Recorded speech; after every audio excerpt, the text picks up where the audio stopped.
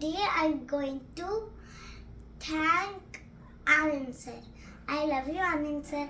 Bye. मैं रिया नासिर जकरिया जद्दा से आनंद Kumar sir से इंस्पायर होके एक छोटी सी कविता उनको सुनाना चाहता हूँ। कोशिश कर हल निकलेगा, आज नहीं तो कल निकलेगा। मेहनत कर पौधों को पानी दे, रेगिस्तान से भी जल निकलेगा। कोशिश कर हल निकलेगा, आज नहीं तो कल निकलेगा। मैं Ahmad Ghassan for international Indian school Jeddah में पढ़ता हूँ। मैंने आनंद कुमार सर का इंटरव्यू देखा। ऐसे महान लोग तो सदियों में एक बार पैदा होते हैं। उनकी शान में मैं 2 लाइन कहना चाहता हूँ। For 1000 years the narcissus has been limiting the blindness. With great difficulty one with a true vision is born in the garden. Hi everyone, Assalamu alaikum. Myself Ayan Ali, student of grade 7 from Jeddah, Saudi Arabia. I was watching the discussion with Anand Kumar sir and I was so inspired by his thoughts, his guidance and his contributions. It would be very helpful for me and for my future studies.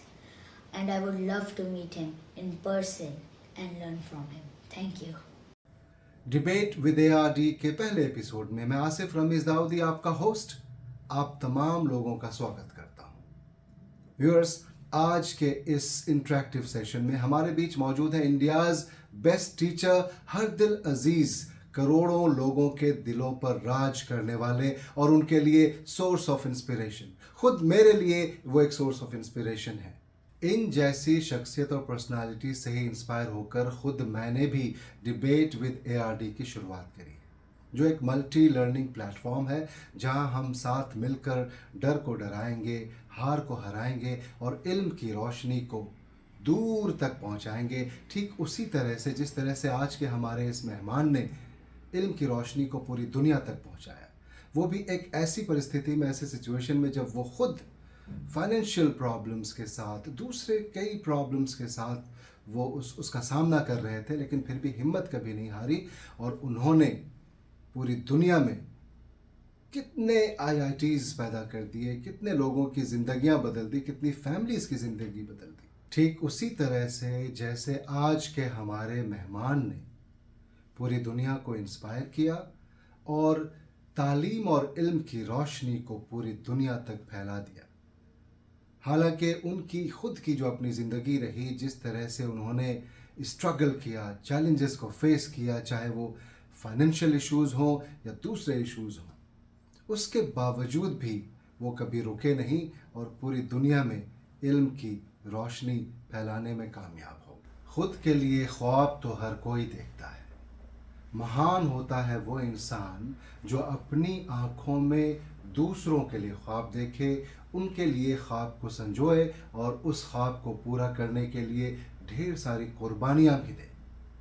जी हाँ, इसी कुर्बानी को देकर, इसी तरह के sacrifices देकर हमारे आज के गेस्ट पद्मश्री आनंद कुमार जी ने ये साबित किया है कि नामुमकिन कुछ भी नहीं है।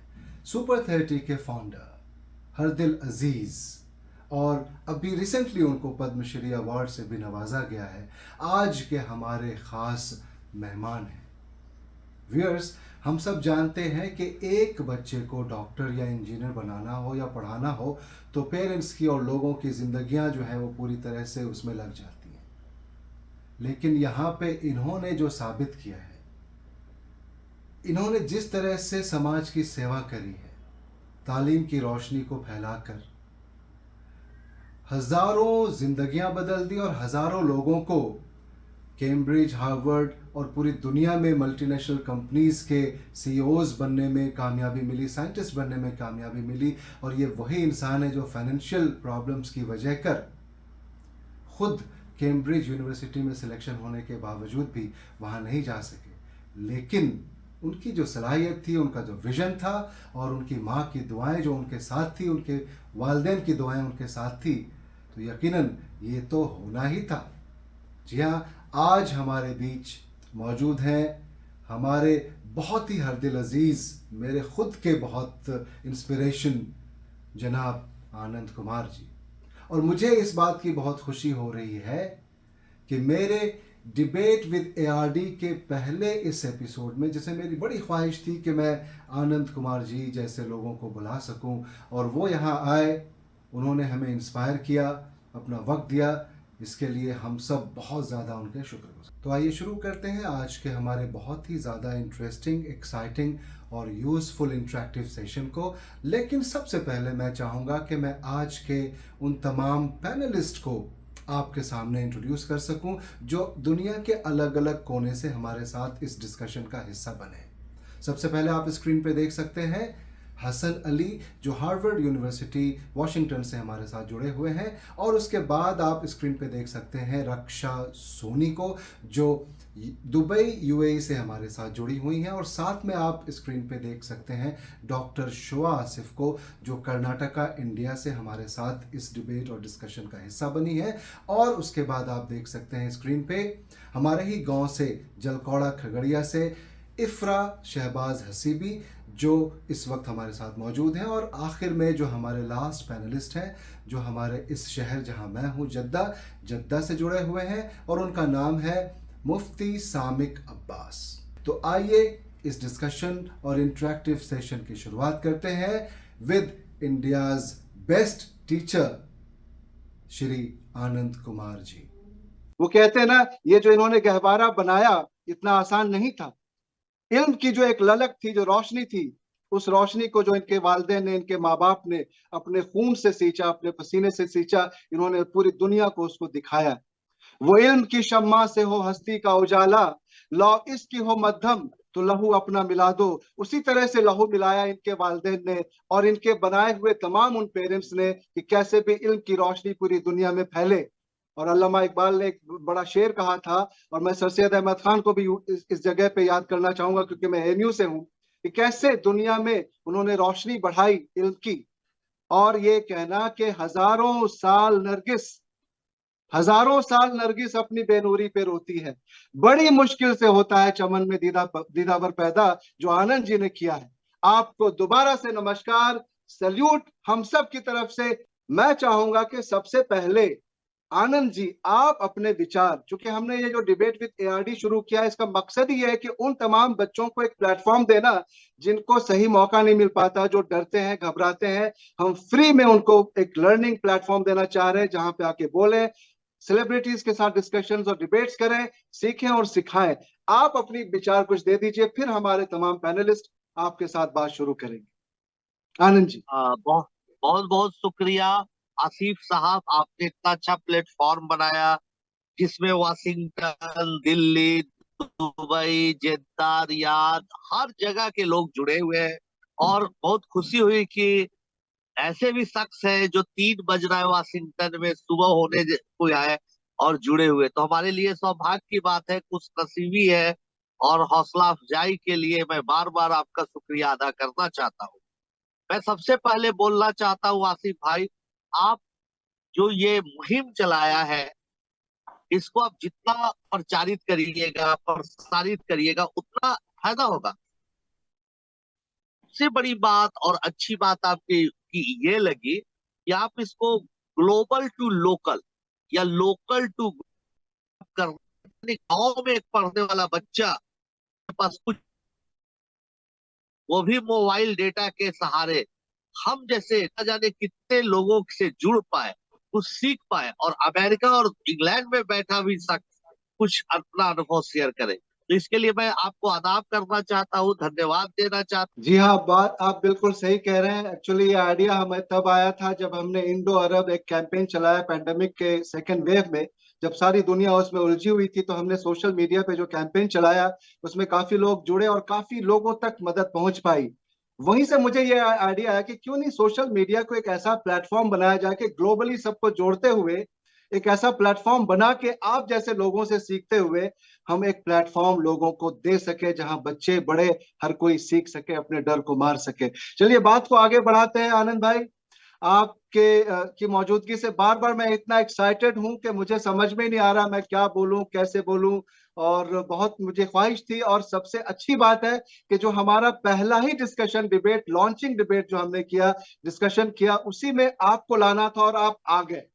ये मेरे लिए बेहद बड़ी बात है और गाड़ी में बैठे बैठे आप इस डिबेट को कर रहे हैं, डिस्कशन को कर रहे हैं। चलिए शुरू करते हैं। सबसे पहले मैं बताऊं कि अभी जैसा मैंने कहा कि बोर्ड का एग्जाम देते हुए अभी वो साहब आए हैं, सामिक अब्बास, और इन्होंने अभी रात में भी हमारे साथ मीटिंग ज्वाइन किया बोर्ड के प्रेशर के बावजूद भी। तो हम जानते हैं कि किस तरीके का एग्जाम फोबिया होता है लोगों के अंदर, वो प्रेशर होता है। इससे बेहतर जो अभी खुद एग्जाम दे के आया हो वो क्या बता सकता है। वो कुछ आपसे पूछना चाहते हैं, कुछ अपनी बात रखना चाहते हैं। सामिक अब्बास जद्दा से। शुक्रिया आसिफ सर। सर जैसे अभी आसिफ सर ने बताया, मेरा बोर्ड दे के आया हूँ मैं।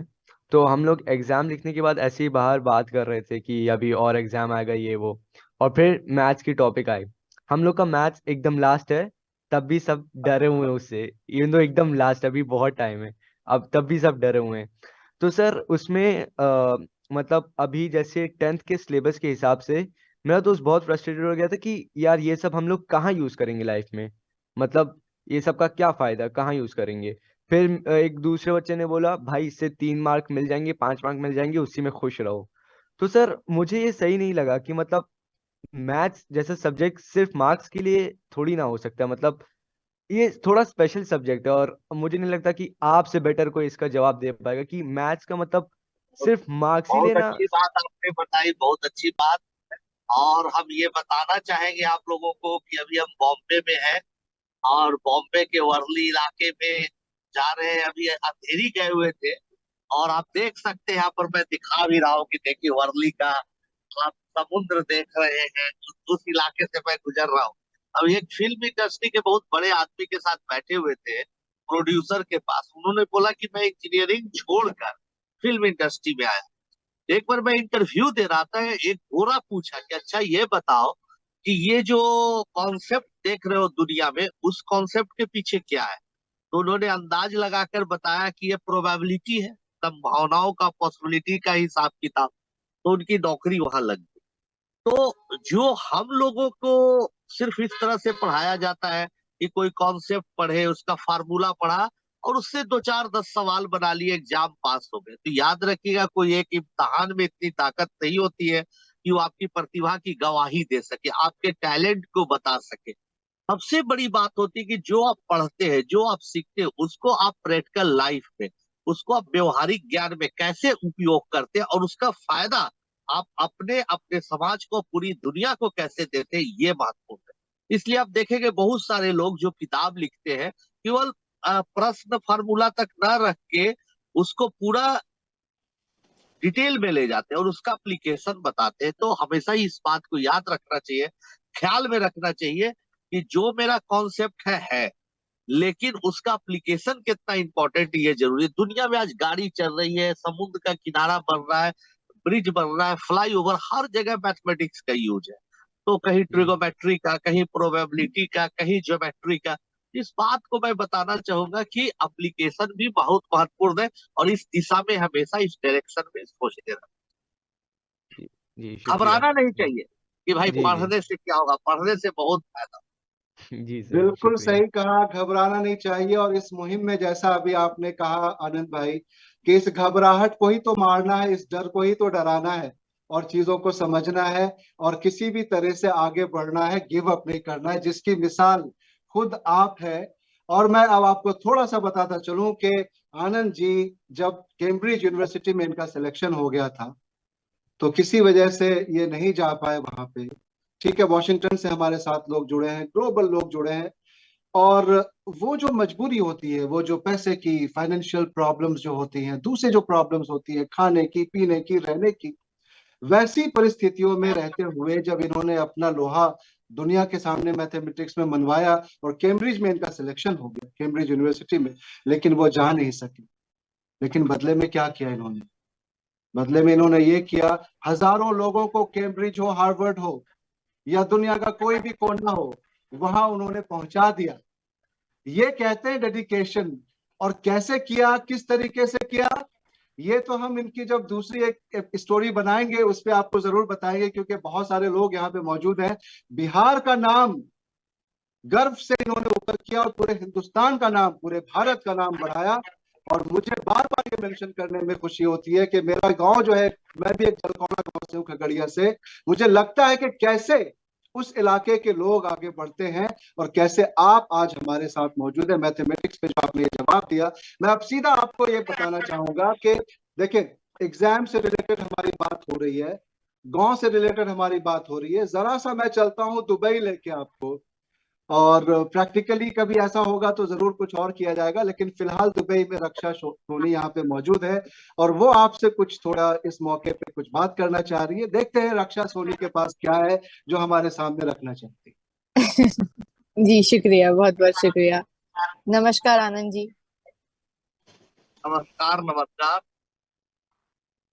जी जब हम एग्जाम्स की बात करते हैं और स्पेशली इंडिया में, जैसे आईआईटी की बात हो गई या फिर नीट की हो गई या फिर यूपीएससी की हो गई, कोचिंग क्लासेस का जो कल्चर है इन जनरल बहुत ही मिसलीडिंग भी है एक तरह से, क्योंकि इतने बच्चे, हजारों बच्चे, लाखों बच्चे इनफैक्ट हर साल इन कोचिंग्स में जाते हैं और ये प्रिपरेशन की तैयारी करते हैं, कोशिश करते हैं, मगर फिर भी एजुकेशन उतना स्ट्रांग नहीं है, उनकी लर्निंग उतनी स्ट्रांग नहीं है जैसी होनी चाहिए, और जो रिजल्ट आने चाहिए वो आ नहीं पाते। एजुकेशन में कहाँ कमी रह रही है, कहाँ हम खामियों में है कि हम आगे नहीं बढ़ पा रहे उस सीन में, जबकि हम इतनी कोशिश कर रहे हैं, इतना उनको लेक्चर्स मिलते हैं, इतने इतने डेमोन्स्ट्रेशंस है, इतनी एक्टिविटीज है, but still results are very poor. नहीं, ऐसी पहली बात तो ऐसी नहीं कि रिजल्ट नहीं आ रहा है। आज देखिए कि अमेरिका जैसे भी देश में अच्छे अच्छे जगहों पर हमारे भारतीय इंडियंस लोग हैं, और लेकिन आपका भी कहना सही है कि जितना बड़ा हमारा देश है, और अभी आश्चर्यजनक बात कि अप्रैल महीने में हम लोगों का देश भारत जो है सबसे ज्यादा पॉपुलेशन वाला कंट्री बन जाएगा, चाइना को हम लोग पीछे छोड़ देंगे। तो ऐसी स्थिति में जितना बड़ा डोमेन है उतना बड़ा रेंज, मैथमेटिकल लैंग्वेज में बोल रहे हैं, जितना इनपुट जा रहा है उतना आउटपुट मिल नहीं रहा। तो कहने का मेरा मतलब ये है कि हम लोग आज भी अच्छा बताए कि आप लोग एक्टिविटी कराते, लेकिन एक्टिविटी भी एक खाना पूर्ति हो गई है, एक रस्म अयादगी टाइप की बन के चीजें रह गई। उस एक्टिविटी का क्या फायदा हो रहा है बच्चों पर, उनकी सोचने की क्षमता कितना विकसित हो रही है, उस एक्टिविटी करके बच्चा कुछ नया एक्टिविटी अपने से क्रिएट तो नहीं कर रहा है, करना चाहिए उसको, कैसे कर रहा है, कहाँ कभी नहीं, इस पर हम लोग ध्यान नहीं देते। खाना पूर्ति हम हर स्कूल वालों को देखते हैं, हमारे यहाँ कंप्यूटर के एक्टिविटी है, हमारे यहाँ मैथमेटिक्स लैब है, वगैरह वगैरह कह के बातों को टाल दी जाती है। तो जब तक हम एक्टिविटी को सार्थक नहीं बनाएंगे, उसको फ्रूटफुल नहीं बनाएंगे, उससे क्या सामने रिजल्ट आ रहा है ये नहीं बनाएंगे, तब तक हमारी चीजें बेनामी होगी। और पढ़ाने वाले टीचर्स भी काफी डेडिकेटेड और डिवोटेड होना चाहिए, उनको भी हाउ एंड वाई के साथ पढ़ाना चाहिए, उनको भी चीजों को जैसा कि अभी बच्चे ने कहा प्रैक्टिकल नॉलेज से, ज्ञान से जोड़ के बताना चाहिए।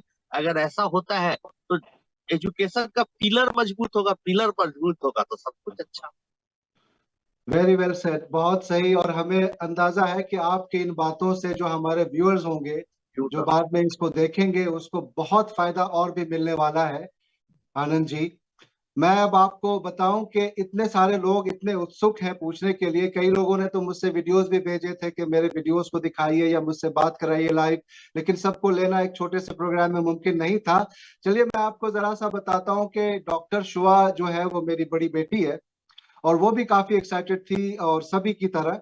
तो वो उसके पास कुछ ऐसे कुछ डिस्कशंस हैं, सवाल हैं जो आपके सामने रखना चाह रही है, क्योंकि आपने बात करी है गांव से लेके शहर तक और शहर से लेके विदेश तक और विदेश से लेके पूरा ग्लोबल इस जमाने में इकट्ठा लाके सबके एक्सपर्टीज को जोड़ते हुए, मुश्किलों का सामना करते हुए, गिव अप नहीं करते हुए, डर को हराते हुए आगे बढ़ना है। देखते हैं डॉक्टर शुआ आसिफ हमारे सामने क्या रखना चाहती है। शुआ। हेलो आनंद सर, मेरा पहला सवाल आपसे मेंटल हेल्थ को लेकर के है। इस जनरेशन में हम सब मेंटली काफ़ी अवेयर हैं, जो कि बहुत ज़रूरी है।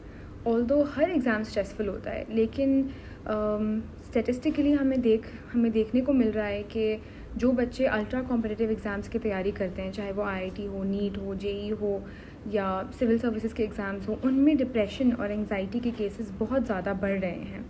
और जो बच्चे स्पेशली हर साल ड्रॉप करते हैं इन होप्स कि नेक्स्ट ईयर उनकी रैंकिंग बेटर हो, वो और ज़्यादा मेंटली सफ़र कर रहे हैं। कुछ बच्चे they even attempt suicide. So what is it that can be done in the education system ताकि ये कॉम्पिटिटिव माहौल थोड़ा कम हो और बच्चों को इतना नेगेटिव इम्पैक्ट ना हो? That's my question. हम लोग कहना ये चाहेंगे कि जैसे हम लोगों का कॉम्पिटिटिव एग्जाम होता है, हम लोग पर अननेसेसरी दबाव में आते हैं, और दबाव बनाने वाले, प्रेशर क्रिएट करने वाले हमारे पेरेंट्स होते हैं। पेरेंट्स अपने अधूरे सपनों को बच्चों के द्वारा पूरा करना चाहते हैं कि हमारे अधूरे सपनों में बच्चे रंग भर दें, लेकिन बच्चों की इच्छा कुछ और करने की होती है। तो बच्चे क्या होते हैं कि गांव के बच्चे, छोटे शहरों के बच्चे, उनके माता पिता जमीन गिरवी पर रख के बेच के बच्चों को कोटा, दिल्ली या और बड़े बड़े कोचिंग सेंटर में भेजते हैं, और बच्चों पर दबाव बना रहता है। बच्चों की इच्छा नहीं है कि इंजीनियर बने, उसकी इच्छा है कि गायन करे, वादन करे, नृत्य करे, या कुछ संगीत करे, या कुछ पेंटिंग करे, लेकिन माता पिता उसको जबरदस्ती इंजीनियर बना रहे हैं।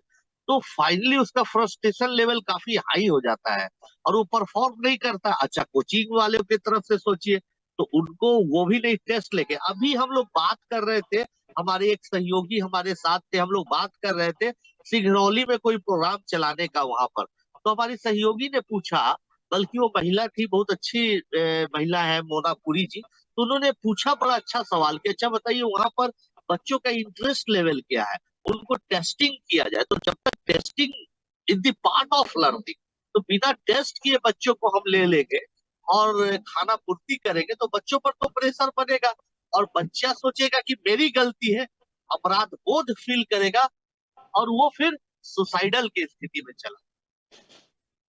इसलिए माता पिता को भी दबाव नहीं बनाना चाहिए, बच्चों से इन चीजों के बारे में पूछनी चाहिए कि देख बच्चे, तुम ऐसा करो कि अपनी इच्छा व्यक्त करो, अपनी इच्छा बताओ, तो हम तुम्हारा साथ देंगे। अगर माता पिता में और बच्चों में समन्वय स्थिति हो तो कोई दिक्कत की बात नहीं। जी, आपने सही बिल्कुल कहा। सही ये कहा सर जो आपने जी. हाँ, शोआ प्लीज गो अहेड।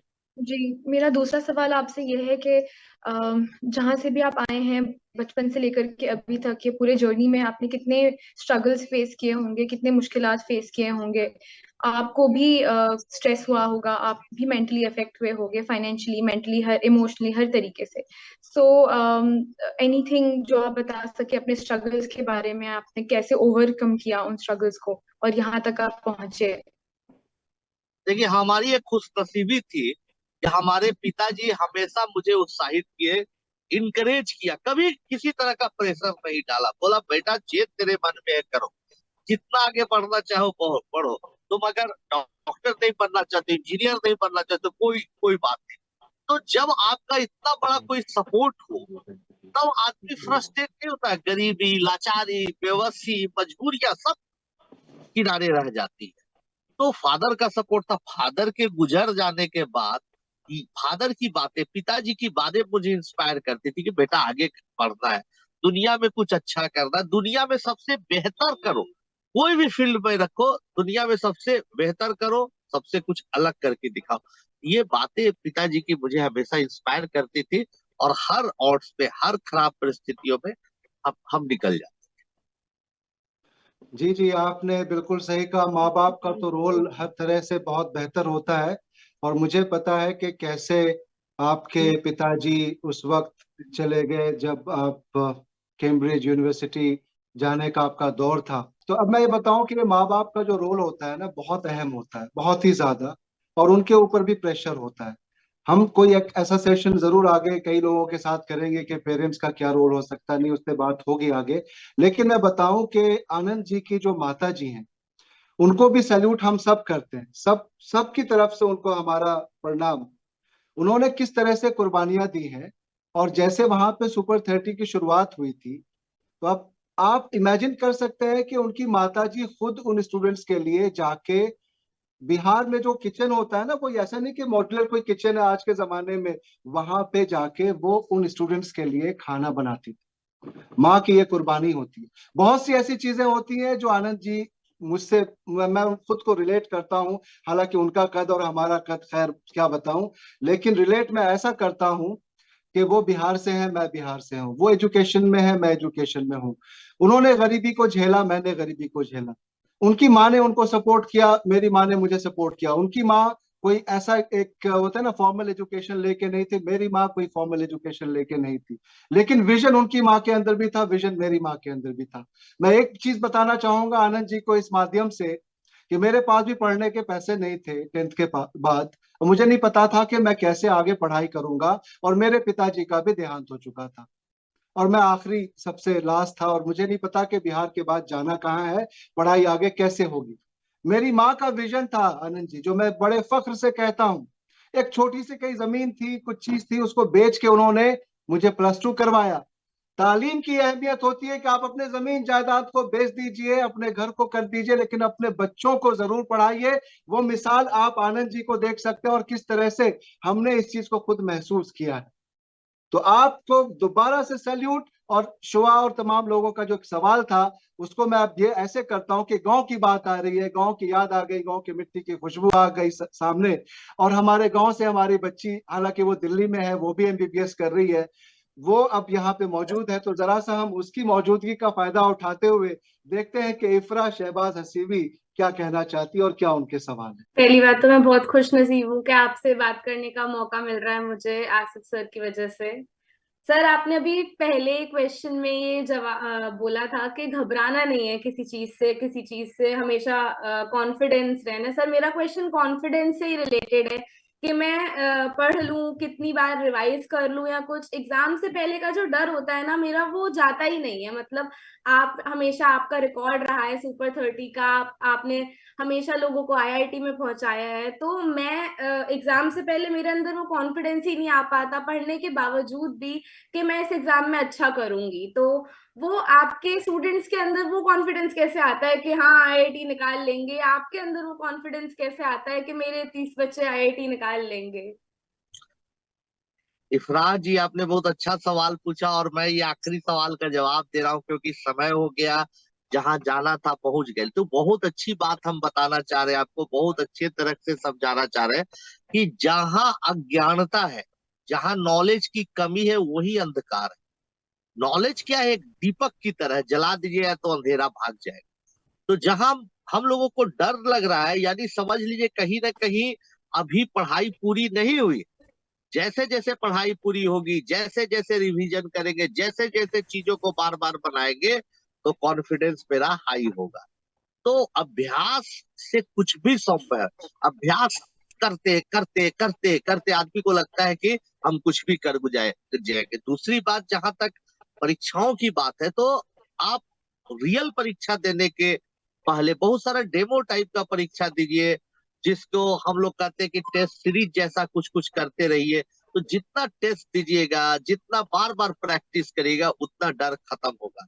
हम लोग बच्चों को इतना प्रैक्टिस कराते हैं कि 100 टेस्ट, एक साल में 100 टेस्ट देता है, तो 101वां टेस्ट अगर IIT में जाता है तो उसको लगता है कि हम सुपर 30 का ही टेस्ट दे रहे हैं। तो practice makes a man perfect. Anand ji, आपने बहुत अच्छी बात कराई, और एक सवाल तो आपको मेरी गुजारिश पे लेना ही पड़ेगा कि वॉशिंगटन में जो 3 बजने वाले हैं, और जी उसका जी सवाल जी, हो नहीं पाया, और वो काफी दिनों से इंतजार में है, हसन जरूर हम अली। जल्दी से तो उसको बस करते हैं जल्दी जल्दी। से अब हसन अली को मैं यहाँ पे चाहूंगा कि आप जल्दी से अपनी बात रखें, और अब आनंद जी को भी जाना है, और ये लास्ट सवाल भी हमारा था। बस जी, हसन अली प्लीज। अभिवादन आनंद जी। मैं यहाँ हसन अली, हार्वर्ड का कंप्यूटर इंजीनियरिंग स्टूडेंट हूँ। मैं इधर एक स्टूडेंट एजुकेशन काउंसिल कमेटी का भी मेंबर हूँ। तो विभिन्न शहरों के विभिन्न हाई स्कूल में जाकर स्टूडेंट से बात करता हूँ कि कैसे अच्छी यूनिवर्सिटी में आए, कैसे पढ़ा जाए ताकि यहाँ पहुंचे। मेरे अनुभव से मैंने ये देखा है कि यहाँ की यूनिवर्सिटी की जो सिलेक्शन प्रोसेस होती है और इंडिया की जो यूनिवर्सिटी की सिलेक्शन होती है, वहां बस एक अंक, नंबर, रैंक, बट यहाँ पूरी प्रोफाइल देखी जाती है। इसीलिए मेरा ये प्रश्न है कि USA जैसे डेवलप देशों में हर डायमेंशन को जांचा जाता है, बट इंडिया में अभी भी JEE नीट का एक 3 घंटे के एग्जाम पे एक बच्चे की पूरी किस्मत होती है। तो अगर आपको मौका दिया जाए तो आप क्या बदलाव लाना चाहेंगे? तो बहुत अच्छा सवाल पूछा जाते हैं। अभी हम लोग एक मिलने जा रहे थे व्यापारी से, अनहर भाई काकड़िया, 4वीं कक्षा पास है, हजारों करोड़ के मालिक, 5,000 करोड़ की उनकी कंपनी। पढ़ाई का बताइए क्या फायदा हो गया? जी, तो जो ओवरऑल आपने ठीक कहा कि बड़े देशों के, डेवलप कंट्री के यूनिवर्सिटी में ये चेक किया जाता है कि बच्चा में कितना जुझारूपन है, कितना इंटेलिजेंट है, कितना उसका ओवरऑल डेवलपमेंट हो चुका है, कितना जी सोचने की क्षमता है, कितना वो कठिन परिस्थितियों से निकलने की ताकत रखता है। तो बिल्कुल हमारे देश में इन चीजों को लागू करना चाहिए। और टेस्ट का जो प्रारूप है कि फार्मूला A+B का होल स्क्वायर का क्या आंसर होगा, दोगे तो तुम टैलेंटेड हो, नहीं तो अभी भी हमारे देश में बहुत कमी है। धीरे धीरे बिल्कुल लोग हमारे देश में भी डेवलप कर रहे हैं, जी नई बिल्कुल शिक्षा नीति और कई ऐसी चीजों में प्रयोग अभी होते हैं और कई प्रयोग अभी होना बाकी है। लेकिन आने वाला कल हमारा है, हमारे देश में भी लोगों की निगाह है। अभी बात हो रही थी अशोका यूनिवर्सिटी की, तो वहां भी अशोका यूनिवर्सिटी में इन चीजों को लाया जा रहा है कि केवल मार्क्स नहीं बल्कि बच्चों का ओवरऑल टेस्ट किया जाए।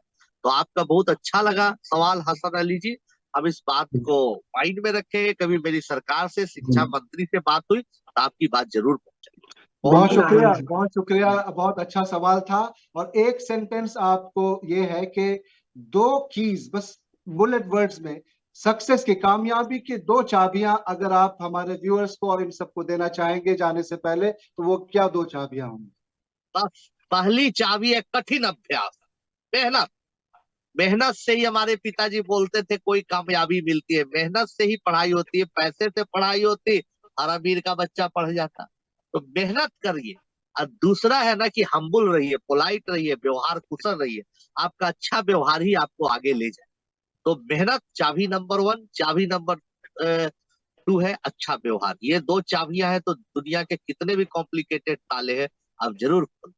बहुत ही शानदार बातें आपने बताई आनंद भाई। और इन 2 चाबियों के साथ अगर एक चाबी आप और ऐड कर देते हैं कि आपने अपने अंदर छुपे हुए उस डर को मार दिया, और अगर आपने ये लगा कि कॉन्फिडेंस आपने बढ़ा दिया, तो समझिए कि कामयाबी आपके कदम चूमेगी। हमारे पास अल्फाज नहीं है कि मैं किस तरह से आनंद जी का दोबारा से शुक्रिया अदा करूं। हमारी पूरी टीम की तरफ से, हम सब की तरफ से, आनंद जी आपने अपना समय दिया, बहुत अच्छा लगा। हम दोबारा मिलते रहेंगे, आपका आशीर्वाद हमारे ऊपर बना रहे और ऐसे ही बहुत आप बहुत कामयाब होते रहे। हमारी ढेर सारी दुआएं आपके साथ हैं। बहुत बहुत बहुत शुक्रिया। जय हिंद। धन्यवाद।